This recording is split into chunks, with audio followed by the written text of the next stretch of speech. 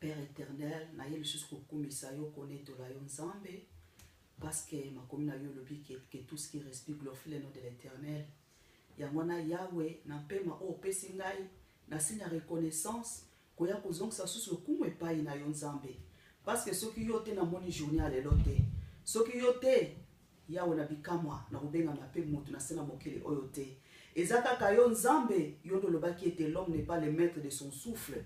Yahweh yamane ko komisa yo connaître la yo Nzambe pour la journée à l'élo. Tikete manso koleka epesa yo lokum, yo bana biso lokola alpha pe omega Nzambe, oyo bana ko toucher bana ko sala papa. Nanzela na internet on de kwa kolanda Nzambe maloba na yo Nzambe papa epesa bon moi bisike zalaki kufa ekoma bon moi Nzambe na bikamwa parce que babengo la vie et la résurrection yo bisika moto oya zalaki quelque chose Nzambe tiango combler vide wana Nzambe à travers ta parole yawe ngana za la simple instrument yo bana ko sala kat na ngai Nzambe yawe tikete yo bénir yawe papa moto moko oya kolanda lilobana lelo ezali pamboli pona ebele pona lokumu na yo kumbama na honetolma na yo pe na bondi pona kumu de sumasia amen bana na Nzambe na yesu ko pambola bino ngai moumbo na nkolo mama Chantal ndenge tosile ko mona déjà na bilili aussi koleka na vidéo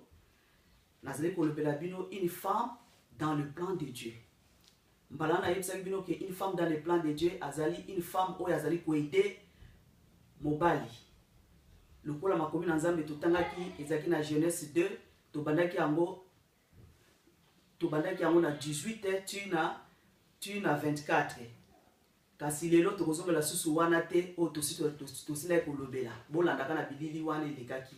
Lokola une femme oyo aidaka. Lelo tokolobela kaka yango une femme dans le plan de Dieu, mais partie mususu, une femme oyo azali qui vit dans l'unité avec son mari. Tokotanga ngolo susu kaka na mukanda wana ndenge totanga na Genèse chapitre 2 verset 18 tu na 24. Mais tokolobela mingi na côté asuka tobani na 23 ti na 24. Genèse 2 23 à 24. Totangi au nom de Jésus.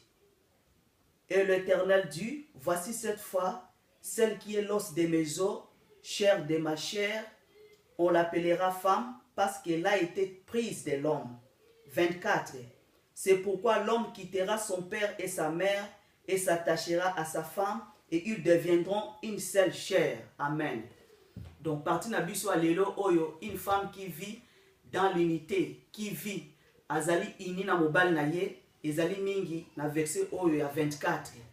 Omoni Nzambe ndenge tolobiete une femme qui est dans le plan de Dieu. Cela veut dire que oza na kati na plan Nzambe, oza selon likanisi na Nzambe. Oza na ndenge vision Nzambe ndenge atielaki omwasi ozala. Donc ozali selon kotosa na ndenge Nzambe alingaki ete yo otambola na se na mokili tant que une femme. Donc tolobelaki boso ke azali une earth, mais siko ndenge tolobi ke azali o aza ini na mobali na ye. Na likanisi ya Nzambe na pansa Nzambe tangu Nzambe akeli yo mwasi to ngai ezali ete po ete tozala attaché na ye ozala attaché na mobali na yo zala attaché na mobali na yo bokoki kozala teke mususu azali ko vivre lokola bovandi wana mususu azana nord mususu na sud bozala lokola ya kokabwana ndenge wana mais nkolo atanga azoloba ke bozala attaché bozala ini bamona bino moto moko na pensée na yo na makanisi na yo na koloba na yo na etambo na yo bozala ini na vie ya hypocrisie bozala na transparence bozala bomoko ndeko sala force ya libala na yo ndeko sala force en tant que une femme awa tozali kolobela ezali kaka oyo pe ya libala kaka te. Une femme en tant que oyo Yesu Masia asomba biso makila na Yesu okozala pe yo papa biso nyos tozali mwasi ya Yesu Masia parce que yenda za mobali na biso ndenge makomi na Nzambe ezokoloba ke un jour aya okamata biso po ete tozonga na bisika towutaki na éternité aya kozwa ecclesia na ye. Donc une femme nkolo azana posa ete tozala une femme oyo toza attaché na ye. soki na ndenge na nzoto obala oza attaché na mobali na yo bozo vivre na kati na unité na mobali na yo na makambo nyonso mais na ndenge na molimo sikoyo une femme wana sikoyo etali moto nyonso ozala mwasi oyo obala te to mobali pe ozali pe mwasi na nkolo ntango otiki bomoi na yo lokola otiki bomoi na yo Yesu Masiya a dominé aza na centre ya vie na yo oza mwasi na ye yeba ete lokolo ozali mwasi na ye nkolo aza na pose ki tozala attaché na ye mukana na Josué 1:8 Bible ezoloba biso que ce livre de la loi ne s'éloigne point de ta bouche médite-le jour et nuit pour agir fidèlement selon tout ce qui est écrit. C'est alors que tu réussiras dans tes entreprises et puis tu auras des succès. Ozomona ke tant ozali une femme ou azali attachée à Christ, entreprise na yo ezaka entreprise ya compagnie o te même ndaku na yo pe eza même entreprise. Okozana réussite même na entreprise no ya ndaku. Okozana réussite même na bomoi na yo atanke makambo nyonso to ozosala. Même ata obala te na ndenga libana na vie na yo oko réussir. Parce que mon côté à s'attacher à Nzambe bongo azala dessus. Parce que ozana Nzambe oyo asepelisaka ba oyo nyonso ba s'attachaka na ye. Nkola azali koloba biso lelo et que toi ba ko s'attacher na ye. To s'attacher na ye. Ndeko na yo s'attacher na nini? O s'attacher na bambongo na yo, na kitoko na yo, na ndako na yo, na bozui. Bible dit que à quoi sert à un homme de gagner tout ce monde et à la fin il perdait son âme. Nyonso oto kutaki na mokili eza vanité de vanité Salomon alobi yango.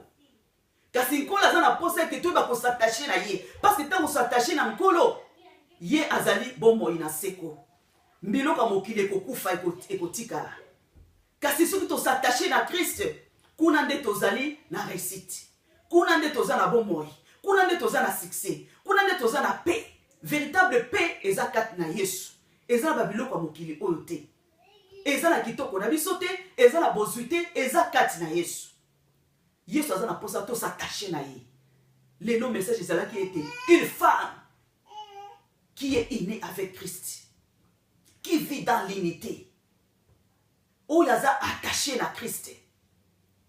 Job, tala Job, a s'attaché na nkolo malgré des preuves, mais souka na monza mazong c'est là qui est. Ponkola lingaka moto onyo sa s'attache kana nkolo. Onyo sa s'attache kana ye, nzamba de sevaka ete. Nkola za na posa to s'attacher na ye. Ozali une femme, lokola ngai attachée na nkolo. Ozali une femme, oyo ozali ko représenter Christ parce que notre corps c'est le temple du Saint-Esprit. Oyo nkola zo vanda kat na biso. Nkola za na posa ke o s'attacher na ye. Biso nyonso to s'attacher na nkolo. Tout s'attacher na ye, tu reçois succès. Attaché na Christ, tu reçois la paix. Attaché na Christ, tu reçois nyonso na sena mokili. Paix ya lola okozanga ya mote. Ya motu yezali la vie éternelle. Okozanga ya mote. Bande ko na pamboli bino. Oyo nyonso alandi. Mwa moke ozamba teki na monoko na ngai. Azala béni. Apambolama. To mwana bino isusu na mbala na sima. Nkola pambola bino. Na nkombo na Yesu.